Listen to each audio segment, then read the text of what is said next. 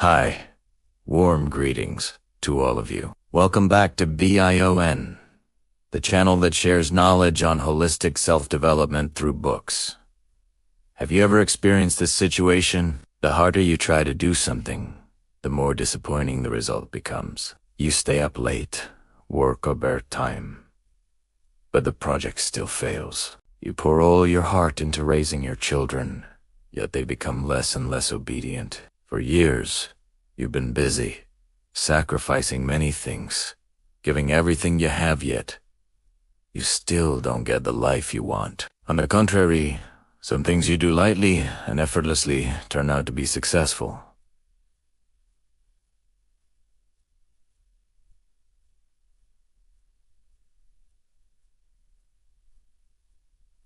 Why is that? Isn't there a saying, the harder you work, the luckier you get? Greg McKeown in the book I'm introducing today. Effortless, make it easier to do what matters most. Asterisk reveals that effort in itself is not glorious. Too much effort backfires. A rope pulled too tight will snap. Effort is the same when you force yourself too much.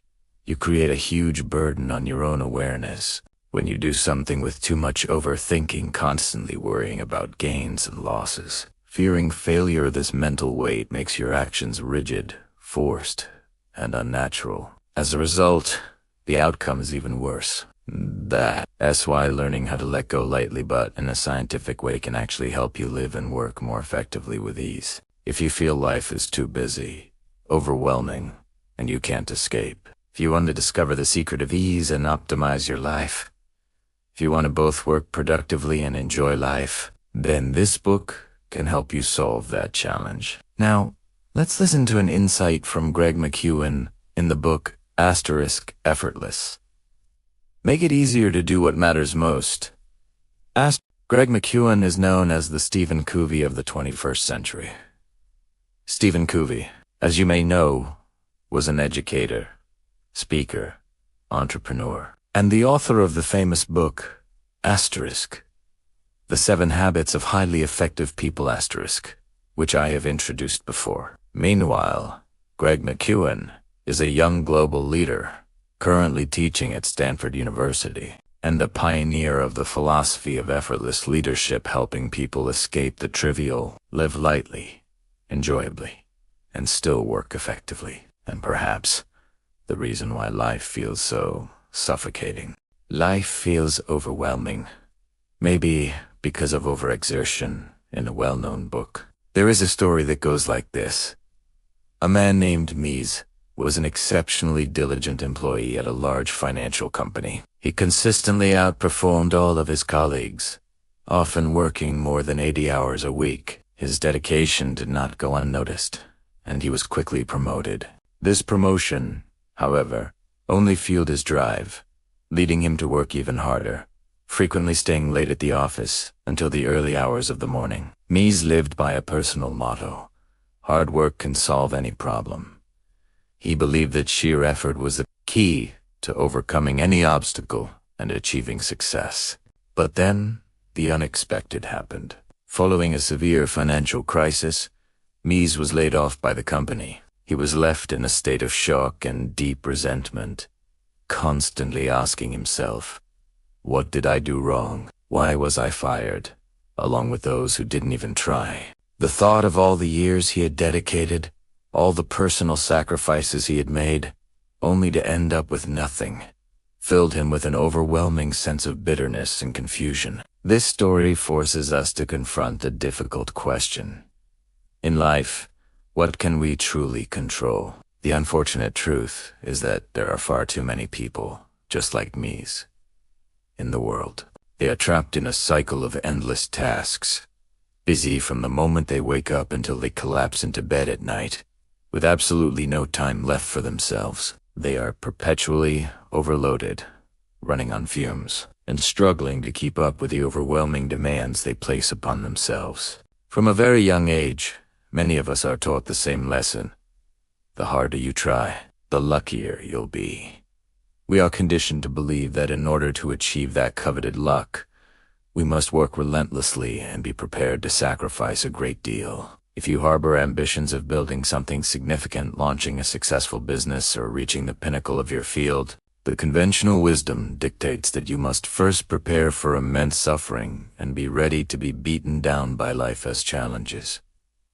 Yet, this philosophy has a critical flaw. When effort is pushed to its absolute extreme, it begins to backfire, creating the very opposite of the intended result.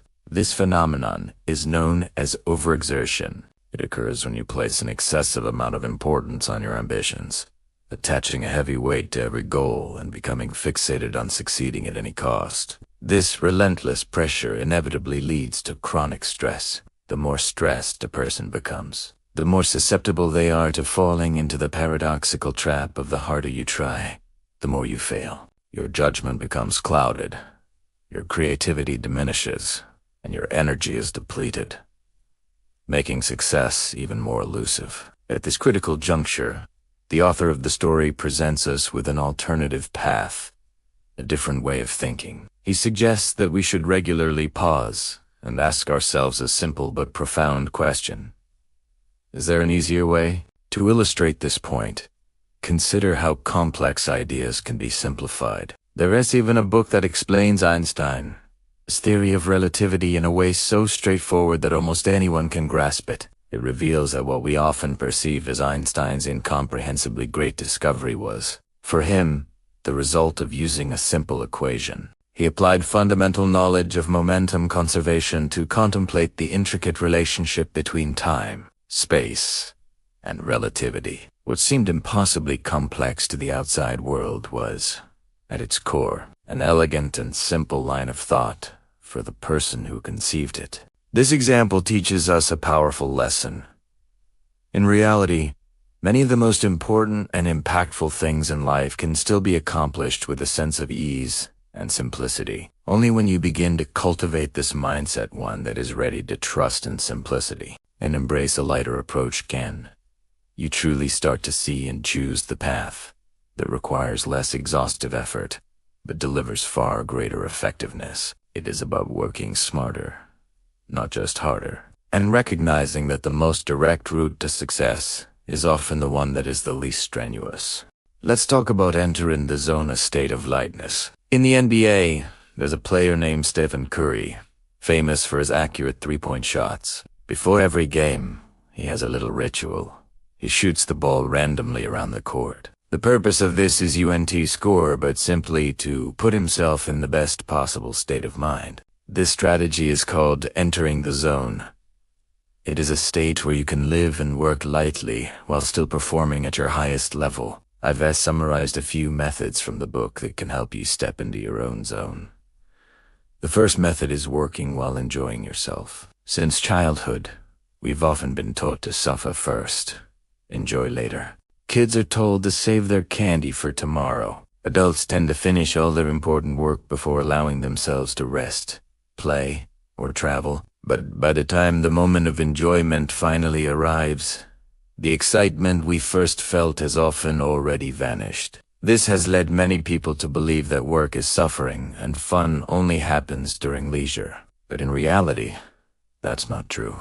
You can absolutely both work and enjoy yourself. According to the author, the core of the effortless philosophy is that work and enjoyment are not opposites. If you cannot find joy in your work, or if you don't feel that happiness can be experienced within the very process of working, then it will be nearly impossible to work with ease. That's why we need to enter work with a playful spirit and create joy for ourselves. One effective way to make work enjoyable is to add a sense of ritual, small, meaningful actions that deepen your connection to the task. For example, Batvent, a coffee enthusiast, starts every morning by counting exactly 60 coffee beans to brew. This simple ritual turns a routine act into an inspiring start to his day. In ancient Rome, rituals were created for everyday activities. For instance, when a young man shaved for the first time at 21, the event was called offering the beard to the gods. Even a routine act like shaving became a milestone when accompanied by such a ritual. But today, our lives have become busier and more pressured, and we've stopped paying attention to rituals. As a result, we've also lost some of the joy of living, along with that light and meaningful connection to our work. We often view work with a heavy, overly serious, and rigid mindset. So let joy enter your work. This requires creativity from each of us. Ask yourself, how can I make this task more enjoyable? For example, before I begin reading and preparing content to share from a book each new week, I place a fresh vase of flowers on my desk. The gentle fragrance brings relaxation, helping me start the week full of inspiration. Another way to make your work more enjoyable is to use the habit prescription method. The idea is to use one familiar action as a trigger to start a new one. For example, if you want to make reading more enjoyable, you could set a trigger. Every night, when I sit in my favorite chair, turn on the lamp, and light a scented candle, I'll pick up a book to read. Once the first action brings you pleasure and comfort, it naturally triggers the second action, creating a seamless chain. Over time, this becomes an effortless habit. When you form such habits, you'll realize that things are not as difficult as you once thought. If work-life balance sounds like a myth and burnout feels like your new normal, then it's time to rewrite your approach to productivity. Let's talk about a concept that might sound counterintuitive, but could be the key to unlocking your true potential. Wu Wei, or the art of resting effectively. Wu Wei literally translates to non-doing or effortless action. Now, this isn't an invitation to quit your job and binge-watch TV shows all day. Instead, it's about strategically and deliberately creating breaks within your busy schedule. It's the practice of allowing yourself to fully disconnect, relax, and recharge, so that when you do act, you do so with maximum impact and minimal stress. Think about it this way. A famous American baseball coach had a surprisingly simple rule for his team. Never overtrain right before a big game. His advice was to just show up on time and then play with your whole heart. Pushing too hard or over-preparing often backfires, leading to physical and mental exhaustion. Inti-sensei consciously choosing to step back and relax practicing. A form of Wu Wei is one of the most powerful strategies for restoring your energy and achieving peak performance. So, how can you apply this ancient wisdom to your modern, hectic life? It starts with restructuring your day. Dedicate your morning hours to your most critical and demanding tasks. This is the time when our cognitive energy and focus are naturally at their peak. But here's the crucial part. Instead of grinding for hours on end, break your work period into focused sessions. A great rule of thumb is to work in blocks of no more than 90 minutes. This is rooted in our natural ultradian rhythms. Our brain can only maintain high levels of concentration for about an hour and a half. Beyond that point, our performance inevitably declines, and we start making mistakes. When you feel that mental fog rolling in, that's your cue. It's time to stop, stand up, and take a real break. These pauses don't have to be long, but they must be intentional. Step away from your desk. Stand up and do some gentle stretches to release tension in your neck and shoulders. Walk around your room or office for a few minutes. Grab a glass of water to rehydrate or snack on a piece of fruit for a natural energy boost. Sometimes, just having a brief, lighthearted chat with a colleague can be enough to reset your brain. Or, if you need a moment of quiet, simply find a comfortable spot, close your eyes, and take a few deep, slow breaths. This simple act can instantly refresh your mind and prepare you for the next sprint of focused work. Of course, no discussion about rest is complete without talking about sleep. Sleep is the ultimate Wu Wei state, the most effective and essential period for your body and mind to repair and rejuvenate after a long day. Yet, for so many of us, quality sleep has become a luxury. We are in the midst of a global sleep deprivation crisis. Statistics are quite alarming, showing that on average, we sleep to fewer hours per night than people did just 50 years ago. The culprits are, no surprise, late-night entertainment habits and the ever-present glow of our electronic devices. which trick our brains into staying awake. If you're struggling to get the rest you need, it's time to reclaim your nights. Start by creating a technology-free sanctuary in your bedroom. An hour before bed, put your phone away, preferably out of arm's reach, to resist the temptation to scroll. A warm shower or bath can work wonders. It helps relax your muscles, and the subsequent drop in your body temperature signals to your brain that it has time to sleep. Personally, I've found that soaking my feet in warm water with a bit of salt is a fantastic way to wind down and achieve a deeper, more restorative rest. But what if a rough night is unavoidable? If you didn't get enough sleep, don't just power through the day with endless cups of coffee. Instead, embrace the power of the nap. A short midday nap, ideally between 20 to 30 minutes, can be incredibly effective at restoring your energy, improving your mood, and sharpening your focus for the afternoon ahead. Now that we've covered how to rest effectively, let us move on to the third method for living and working with more ease and less struggle. One way to cultivate a lighter, more effortless state of work is to learn how to hire gratitude and fire complaints. Clayton Christensen, the Harvard professor and author of The Innovator's Dilemma once introduced a fascinating concept. He proposed that when customers buy a product, they are essentially hiring it to perform a specific job. For instance, when someone buys a cup of coffee, they are hiring that coffee to help them feel more awake and focused. They hire it because it serves a purpose and delivers a tangible benefit. Christensen believed that to successfully sell a product, you must first ask yourself, why would someone hire this? What job does it do for them? We can apply this same logic to our emotional well-being. Ask yourself, if you hire negative emotions like resentment, frustration, or dissatisfaction, what job are they actually doing for you? Do they truly help you achieve your goals or improve your situation? In reality, when you become overly concerned with reputation or external validation, striving relentlessly to gain approval, your work becomes a heavy burden, and the joy in the process disappears. Internally, you start carrying an immense weight of anger, blame, grief, and anxiety. While venting these emotions might occasionally serve a purpose, such as defending yourself, finding temporary calm, or even building a sense of closeness with others through shared complaints, it is not a beneficial long-term strategy. It's like hiring an employee who only offers empty flattery. It provides momentary emotional relief, but accomplishes no real work.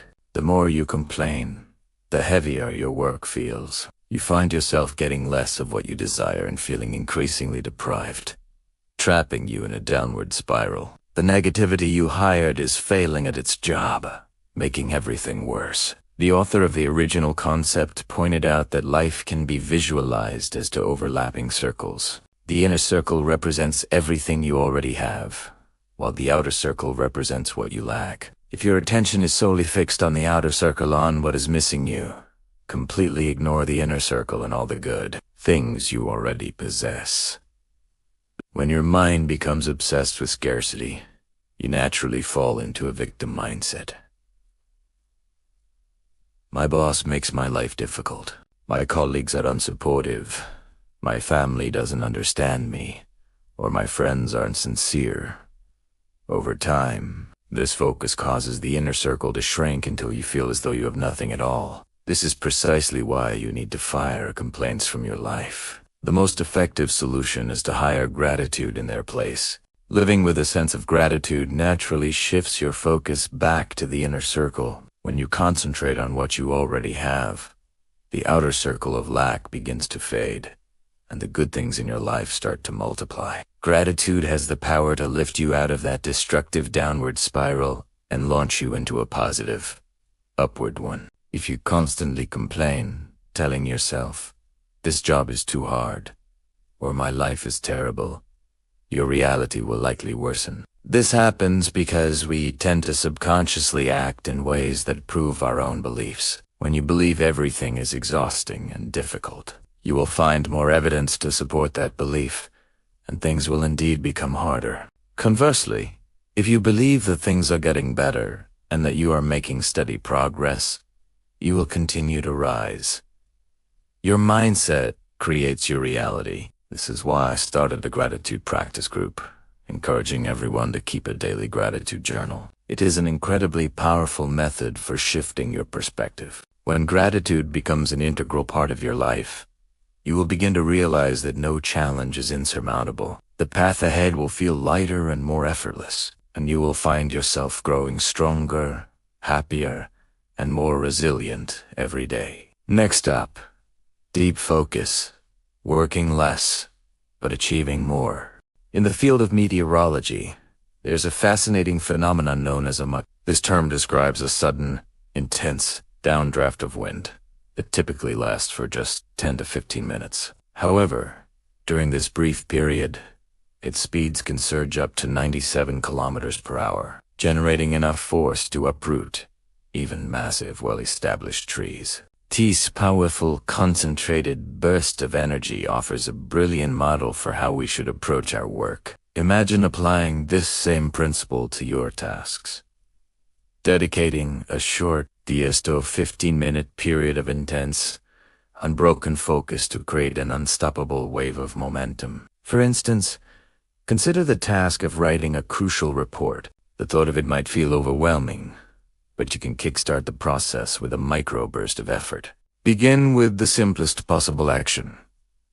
Sit down at your desk, prepare your pen and paper or open a document, and give yourself just a few minutes to sketch out a rough outline. During this initial burst, you must commit your entire concentration to this single step, blocking out all distractions. Once you complete this small but focused task, you will feel a surge of energy pulling you forward, easing you into a state of flow where the work feels not only more manageable but also deeply engaging. To help you cultivate this powerful focus, here is a simple yet effective exercise you can practice. First, create your own dedicated space. Take just 2 minutes to find a quiet spot, silence your phone, and ensure you will not be interrupted. A quick tidy of your workspace can also help clear your mind. Next, spend 2 minutes relaxing your body. Sit in an upright but comfortable posture.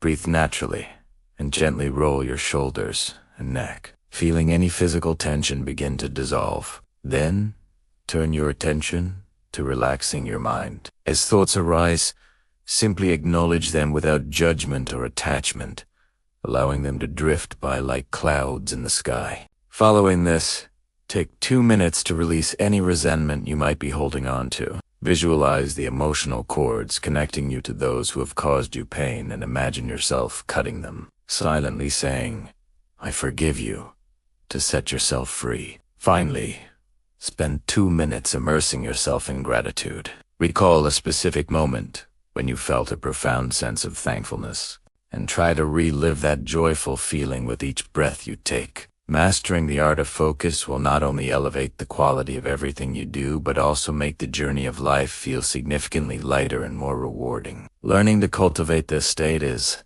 without a doubt, one of the greatest and most empowering gifts you can ever give yourself.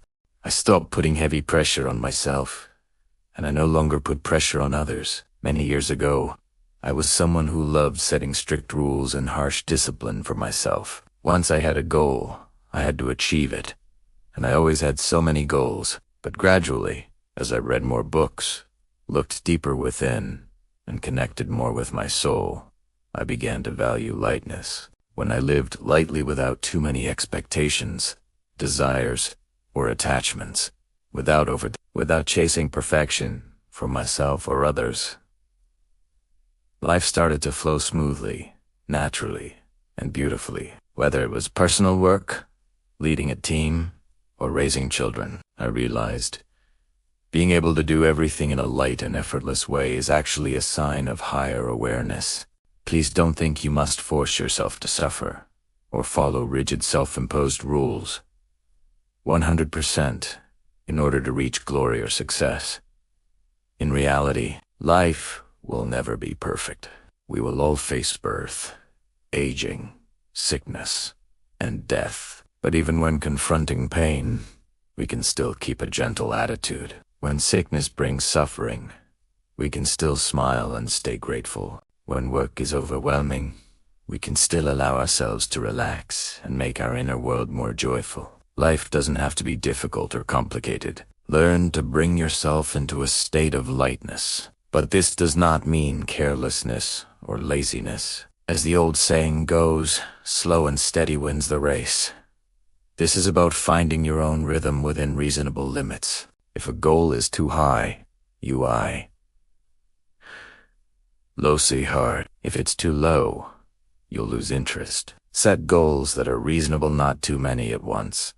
And don't pour all your energy into a single stretch of the journey. Keep a stable pace and reserve some strength so you can complete the long journey of life. My dear friend, if life is already exhausting, please don't make it harder on yourself. Allow yourself to slow down. Allow yourself to rest.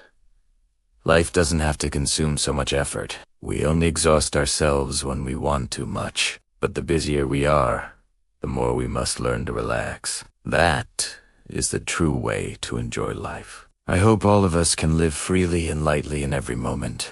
Thank you for listening. If you found this video helpful, please share it with someone who might need it. Don't forget to give me a like, hit subscribe, and turn on the notification bell so you won't miss my weekly videos. Once again, thank you, and I'll see you in the next video.